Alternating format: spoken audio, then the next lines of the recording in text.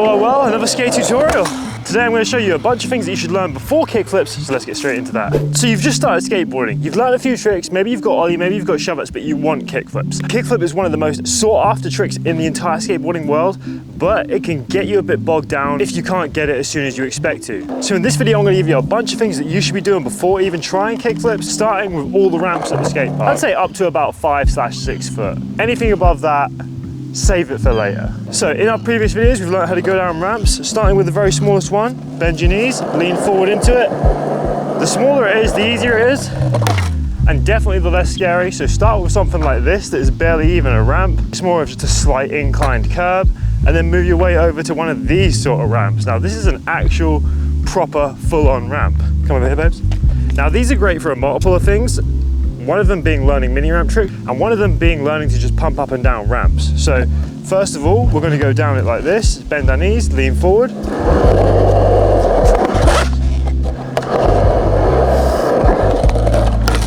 And also, word of advice, remove any sticks or debris from where you're going to be skating first, just in case you hang up. Hanging up is what we call it when you hit a stone and the board stops, just so you know. Okay, now that you know that you can be going down this ramp and how to do it, a way to practice a bunch of your bowl tricks. Say if you want to learn how to drop in, find the part of the ramp here where it goes from flat to ramp, stick your board on it like this, so the tail is on the flat bit but the wheels are on the ramp, and then you can practice your drop-ins just by having your front foot here and then pushing down as hard as you can. You don't want to push lightly, because if you push lightly this will happen and you'll likely go fall on your ass. So it's one of them things where it's just all confidence. Show that board you mean business and stomp it to the ramp. You can't hit it hard enough to crack the ramp, so why not go as hard as you can? We're going to bring it over to this one. I'm going to tell you a little story about how I first did this ramp. This very ramp, right? My first ever day at the skate park, I come riding up to it with both my feet together like this, right? Had never skated before. I'd played Tony Hawk's, but obviously not well enough to know how to stand on the board properly. I'm not a fast learner, all right? So get off my back. I literally rode down the ramp, both feet together, went all the way down to the bottom. As soon as I hit the ground, landed on my back, winded myself, and screamed, "I can't breathe!" in front of everybody. So trust me when I say, you probably can't have a worse time than me on your first time going down these ramps. But anyway, it's exactly the same as the other ramps, a little bit scarier, but you can do it.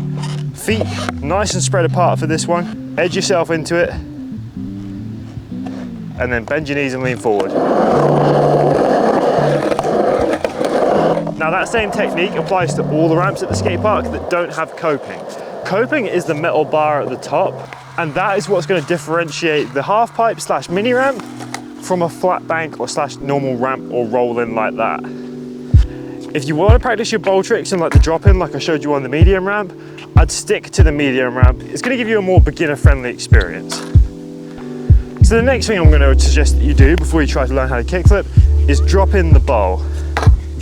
Now this is exactly the same as doing it on that ramp, admittedly a tiny bit scarier, but it's the exact same concept. Don't half-ass it and just tap it and then just slide down like this. You'll manual down and you'll be on your ass screaming, "I can't breathe," faster than Webz on his first day. Front foot just before the edge of the bolts, and then just stomp it down, bend the knees and lean forward. The more you bend your knees, the closer you are to the ground. If you are going to fall, the less gap you've got to fall. So get as low as you can and stomp it down. Which actually brings me into another thing that you should learn before kickflip, how to pump. And that is basically using your knees to gain speed. Watch this, I can take one push and using my knees, if you watch them very closely, they push the board up slightly on the way up and push the board down slightly on the way down. This is just manipulating your weight to give the board power and momentum up and down, just like this.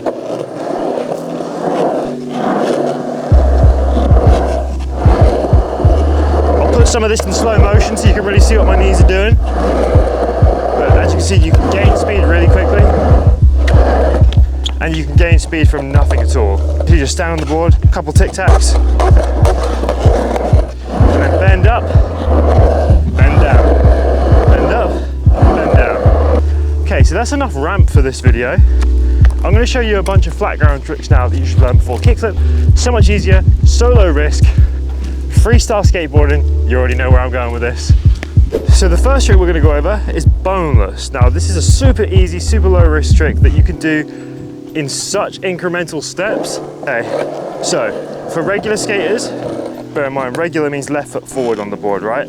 So for regular skaters, use your right hand. You're going to grab the side of the board that faces out from you, and then you're going to stretch that leg, straighten this leg out so it's like that in the air, and then jump back on like this. You can see how you can break it down incrementally, right? So you can really just take it as slow as you want. Front foot comes off, right hand goes on, back leg straight, and jump. And when you do it all in one motion, it's going to look like this.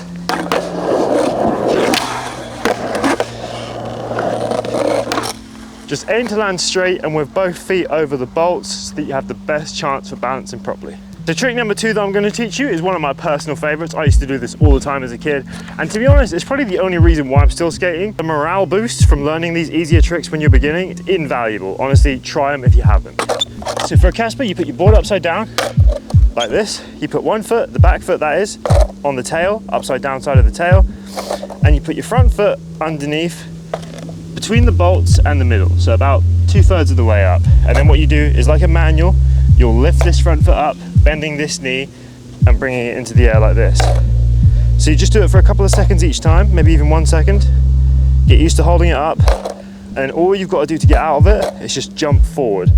And this foot will roll the board back over. Just aim to land over the bolts like we did with the boneless. Do it from just on the floor at first,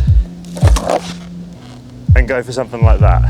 And then when you feel like you can do it properly, lift it up and flip it over, just like that. Casper, done. All right, trick number 3 that you can learn without popping is reverts. Now this is something you should have down before even ollies, but you can do so many cool variations of it that you can really keep upgrading it as you get better at skating. The most basic form would be something like just a backside revert, where you just lift up the front wheel and turn around like that. It's all about shifting the weight, right?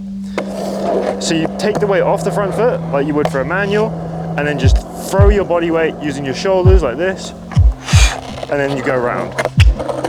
It's going to take a while to get used to it first. Turn your head and shoulders, hips will follow, just like that.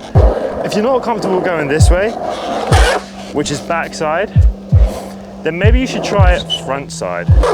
There's no right or wrong way to do it, it's just about which you prefer, but the front side one is going to look like this. You do the exact same thing, but you don't really need to turn your shoulders to lead it, because you're already kind of facing where you'll end up facing.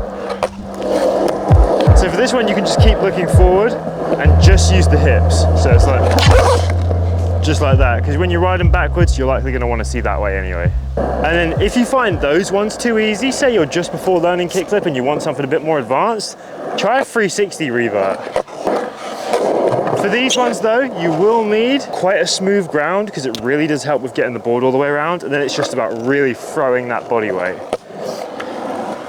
The backside one is definitely the easier one for this, and you just go just like that. I know just like that, it seems very easy, but this is one you're going to want to practice. Once you've got your backside reverts down, start off by just doing the normal revert and then finishing it with a second 180. And when you feel like you've got it fluent, throw the whole body weight all the way around just like this. And if you want to do the same thing front side, it's definitely a bit harder, but in my opinion, it looks way cooler.